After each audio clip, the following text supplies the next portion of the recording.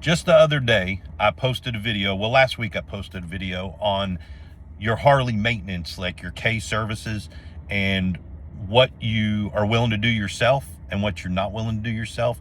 And someone had put a comment on there, which I thought was pretty cool. It was, at least you know your limitations, but the thing is how do you learn if you don't do it yourself? I agree with that.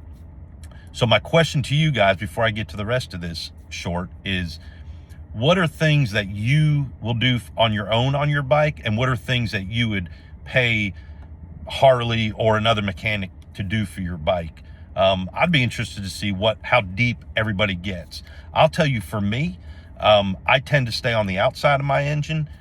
Cams, I'm having it done. I'm paying somebody. Any kind of internal engine work or stage 4, stage 5s, I'm paying someone to do it. As far as, I'll tell you the biggest, and it doesn't sound like a big deal, but the biggest job I did and made me understand why mechanics charge what they charge is handlebars. There was 100 miles on my bike when I brought it home, and the first thing I did, except for exhaust, we all do exhaust, was swap out my handlebars, my stock handlebars, for some KST Pioneer handlebars, fully adjustable. Love those things. But taking my old handlebars off and pulling all the wires and everything was great.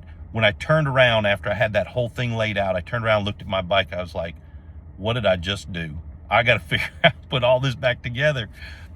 It worked out great. It took me a few hours, better part of a day. How's that? A few hours is kind of BS. It took me better part of a day.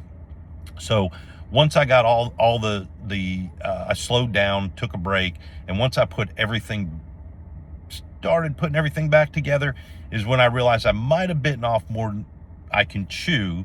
But as I slowed down and started doing some Google stuff, I realized it wasn't so bad after all. The biggest problem I had out of those handlebars, and this is probably as deep as I'll go into tearing my bike apart, is the on-off switch